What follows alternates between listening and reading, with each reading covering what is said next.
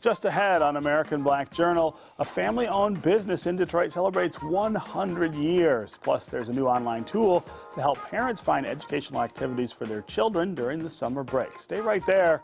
American Black Journal starts now. Masco Corporation is proud to manufacture innovative and environmentally friendly products for the home. Delta faucets, craft-made in Merillat cabinets, and Behr brand paints have all been designed with you in mind. Masco and its family of companies, serving Michigan communities since 1929. Support also provided by the W.K. Kellogg Foundation, a partner with communities where children come first. The Cynthia and Etzel Ford Fund for Journalism at Detroit Public TV. The DTE Foundation proudly supports 50 years of American Black Journal in covering African American history, culture, and politics. The DTE Foundation and American Black Journal, partners in presenting African American perspectives about our communities and in our world. For nearly 100 years, Ally has been a part of Detroit, and we give back by volunteering and donating in our community. We have a commitment to diversity and increasing economic mobility in our hometown. At Ally, we're dedicated to doing it right every single day. And viewers like you. Thank you.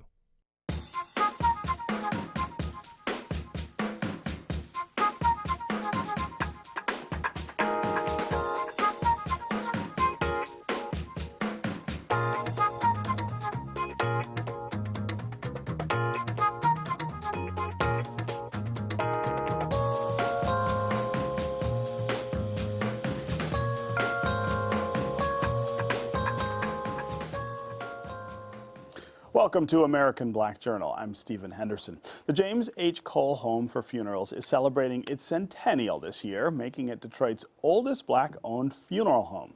James H. Cole III founded the business in Detroit's Black Bottom neighborhood in 1919, and today it remains a family-owned business run by the third and fourth generations. I'm pleased to have the family as my guests. Carla Cole is manager of the Cole Funeral Home, and her two sons, Antonio and Bryce Green, are both directors. Welcome to American Black Journal. Thank you. Yeah. So for starters, congratulations Thank on you. 100 years. That is really remarkable. Let's go back to 1919. James Cole decides to start a funeral home. Talk about what inspired him to do that and what the service was like then. I think my grandfather was just a lover of people. He wanted to take care of people. He believed in taking care of the dead, first of all. He was a firm believer in that. And he started out as a small funeral home, of course, but by his, wanting to take care of the community, take care of the deceased and their families, he built it up, and then my father even continued it on much bigger after my grandfather passed. Back then, of course, you had to go to an African-American funeral home if you were African-American, right? True. Talk about over the years how the business has changed as sort of the culture has changed and society has changed. Right. Now we service all faiths, Everybody. all faiths, religions, Right. races, We just take care of all people. Yeah, yeah. I'm curious, Antonio and Bryce, about the sort of weight of history on your decisions to be in the family business. Can you talk about when you thought this was what you wanted to do as well? I think coming through college, once I graduated with my bachelor's degree, I had always said, coming even through high school, that I would be a part of the business, but maybe just not full time. But after coming through college and having to come into age, then you just kind of realize, how the importance is of keeping the family business going, and how part-time isn't going to cut it. You really have to have a full-time dedication. And supporting the community has allowed us to continue. Yeah, really the same way with me. Mine really started when I was, a little bit younger, kind of 8th grade, high school age. I was always like, I'm going to the funeral home. I'm going to work at the funeral home. I'll be at the funeral home. That's what I'm going to do. And I kind of had my mind set on that. And, even with going to college, when I went to Eastern Michigan, I was pre-mortuary science at Eastern Michigan. Followed in my grandfather's footsteps and went to Wayne State for mortuary school. And I was just, gung-ho the whole time. No, I will be at the funeral home. We can't let it go. We're not going to let it out of the family, and we got to keep it going. Yeah. So. One of my favorite television series of all time is 6 Feet Under, which Oh. was on HBO. I think all the time about those characters now that the show's gone. But it strikes me that there's a real similarity here with you guys being a family-owned funeral home. There's a lot of tension on that show between the two brothers who are inheriting the show. Is that something that that you guys experience? Who's got their hands on the wheel?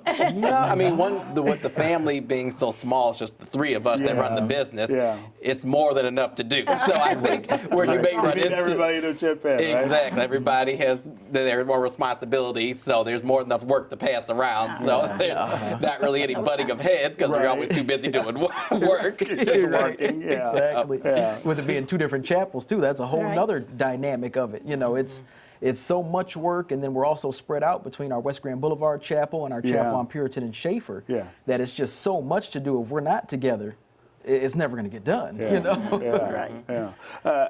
Talk about the importance to you of this sort of extension of the family ownership of the business. Oh, having my boys working with me. Yeah. Oh, well, yeah, I couldn't do it without them. And especially in this day and time of technology.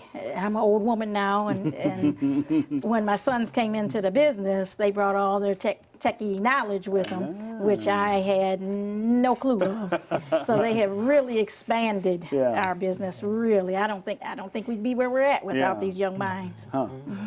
Can you talk about how technology is changing the business? I'm not sure most people are aware of that. Yeah, well, the funeral industry is very, very, very traditional.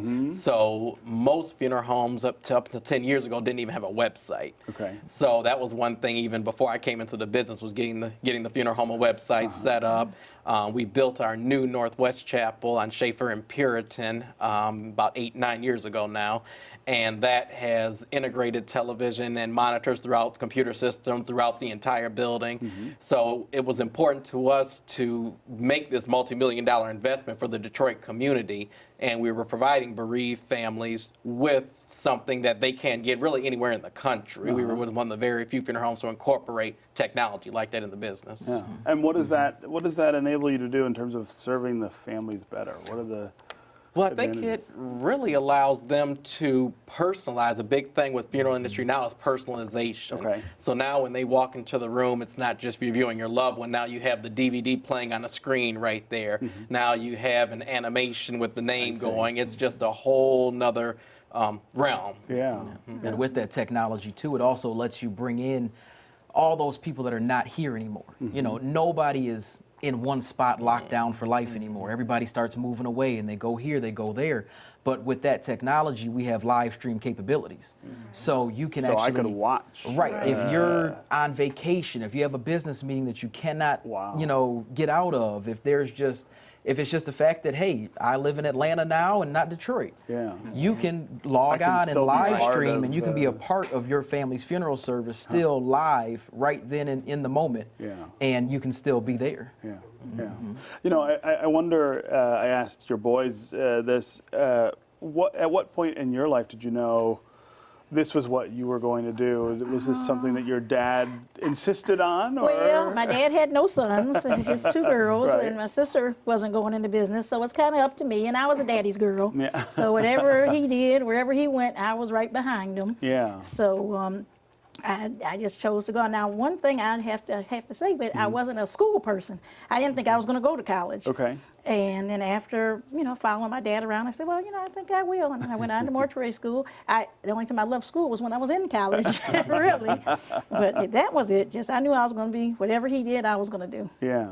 Can you talk about the landscape of funeral homes in the city today versus maybe when you started?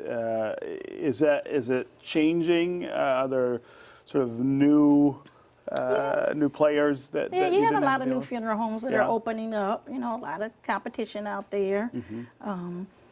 But we've been around a long time, Yeah. so we don't, we still take care of our families. We stay on our toes, so Yeah. we don't think that's any problem for us. Yeah, yeah. I'm curious for you two what you see for the future of the business, the kinds of things that may challenge you that your mom wouldn't have had to face. Just like we talked about before, technology, just sure. the evolution of society itself. And like I said, the funeral industry is very, very, very slow to adapt. So it's just something that we Super can't fall traditional, into. yeah. Right, you have to stay on top of that. But I think if we just maintain our roots, Yeah. if just helping the community, making sure we satisfy the people we serve, that's what's carried us 100 years, and that's what'll keep carrying us 100 more. Yeah. Yeah, and that's really it. I mean, you've got our funeral home, we can do everything from pre-planning a funeral all the way to the final steps of the headstone, which you have to come see me for, but me specifically, but we deal with that too. But I mean, it gets to the point where you can pre-plan, you can plan an at-need service. Yeah. You can get your vault from the funeral home. If you need a military flag, we take care of that. We take care of everything for you.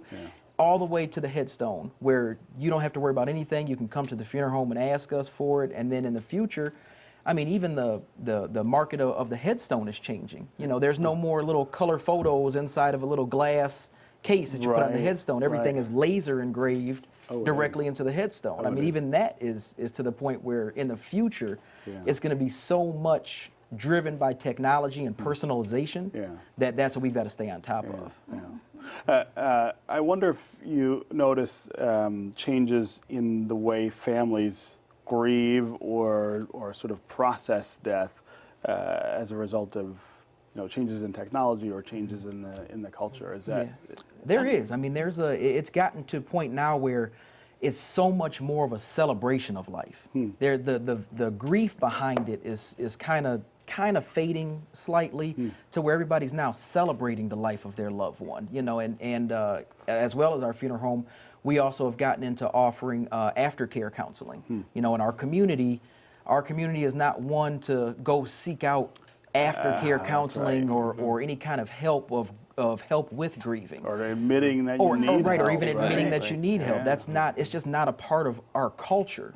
But we see that is a need and that we can help you continue to move. So as well as the celebration of life, now our culture is also being able to be helped at our funeral home by saying, look, come to the funeral home. We have grief counseling. We have sessions that'll help you through that. Yeah. Okay. Well, again, congratulations on 100 years. That's really remarkable. Are you doing anything special at the funeral home to mark the centennial? We have a community day. We can't say when, but we're planning that. And then in the fall, in September, we're having a big banquet at the Rooster Tail. Yeah. So if people Another great Detroit institution, right? Yeah, right. So if people are interested, they can go to our website Yeah. and see more about the festivities that we plan. Okay. Again, congratulations and thanks Thank very much you. for being here. Thank you Thank so you. much. Thank you.